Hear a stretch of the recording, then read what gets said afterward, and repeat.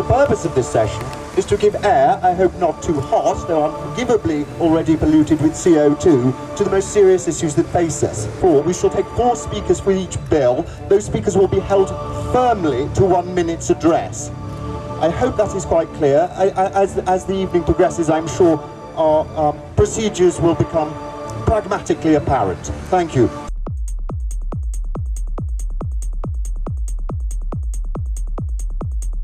The government has passed a groundbreaking climate act, the first of its kind in the world, which will ensure cuts in greenhouse gas emissions by 80% by the year 2050. Yes. Furthermore, in accordance with the act, the first carbon budgets have been set which plot a path towards 34% reductions in emissions by the year 2020, with the expectation that that figure will increase to 42% if a global deal is achieved, which I have every confidence that it will be, in Copenhagen in December. The British government is way ahead of any other government of a major industrialized country. And in this respect, we are already leading the world in the fight against dangerous climate change. A 10% cut by the end of 2010 is firstly absolutely unnecessary.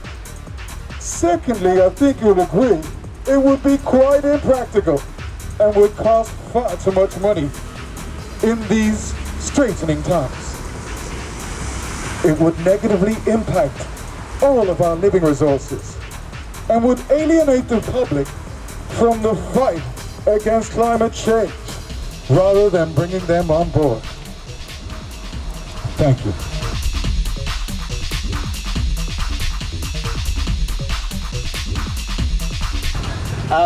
We've heard what the government has to say, and at the end of last year we put out a report called Climate Safety, which looked at some of the latest projections of climate science from the climate science community since the 4th assessment report of the Intergovernmental Panel on Climate Change. It's work like the IPCC's report that the government targets are based upon, and what we can see is that actually climate change is accelerating far ahead of schedule, if we take schedule as being what we're hearing from the Intergovernmental Panel and in the UK from our Committee on Climate Change. Now, many of you will have heard of the climate feedbacks within the climate system, things that we're very concerned that we shouldn't let get out of control.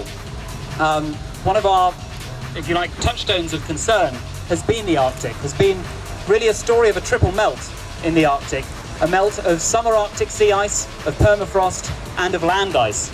And this is of concern because we can see that the IPCC, whose projections the government is basing itself on, has suggested that we might see a summer free of sea ice by the end of the century. Sea ice is important because it acts as a white parasol at the top of our planet, reflecting the sun's heat back into space. And what we can see from the latest research is that over the last 30 years, the extent, the area of this white reflective sea ice has shrunk by 50%.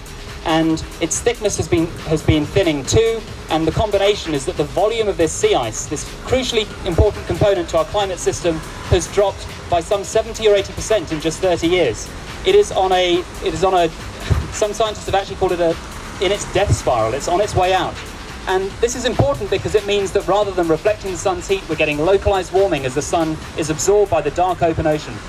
That is causing melting of permafrost, which releases greenhouse gases in the form of carbon dioxide and of methane, and both that localized and global warming then results in land ice melting into the sea to cause sea level rise.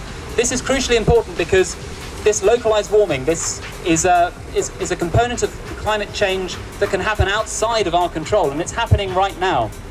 So our concern when we look to the government's policies and the 80% cut we hear by 2050, we have to see, is a policy like that actually consistent with the scale of the problem and with the urgency of the problem? And what we find is that no, it isn't.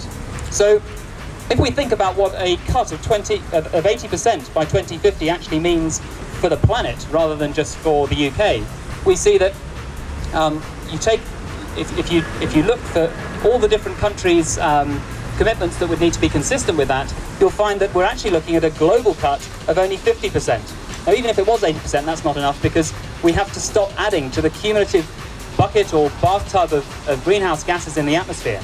And so, really, targets of 80% cut by 2050 are all well and good, but we're not going to meet that target or any other target unless we're taking action today. And that's why a climate parliament like this is so important, because we're only going to be able to meet those long-term targets. We're only going to be able to reduce the volume of the amount of greenhouse gases in our atmosphere if we're making cuts today, if we're getting on our bikes today, and if we're doing all the things that we need to do.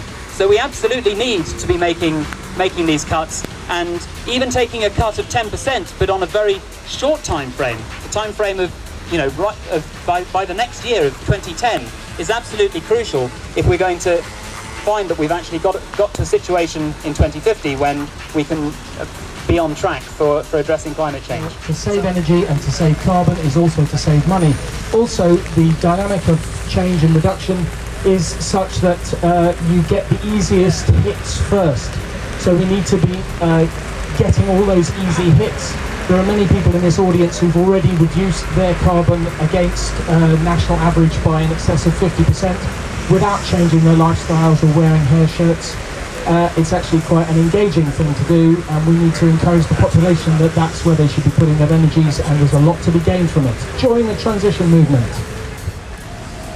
What we see around us, the current prosperity that we have, the infrastructure, was all built on the back of the carbon economy, and before it, on the back of the whale. So, we have a debt to pay, both to ourselves and to future generations, to reduce as much as possible. At present, the government is hitting its targets, mainly because of the recession.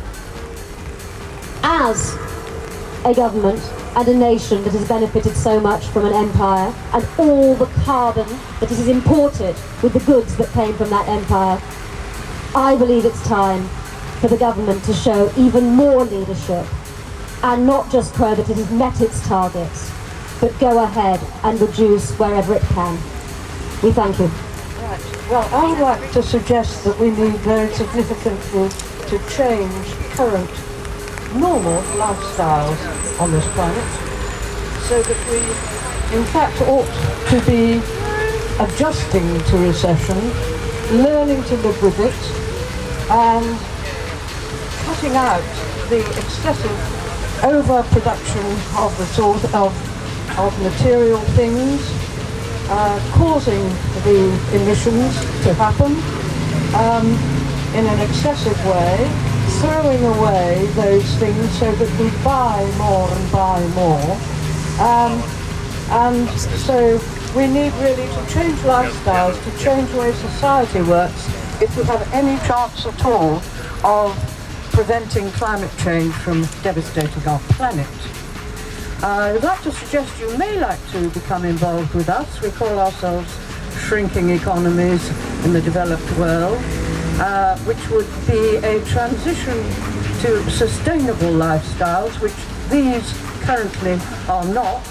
And if you are interested, please come and sign a piece of paper and take another piece of paper to read more about it.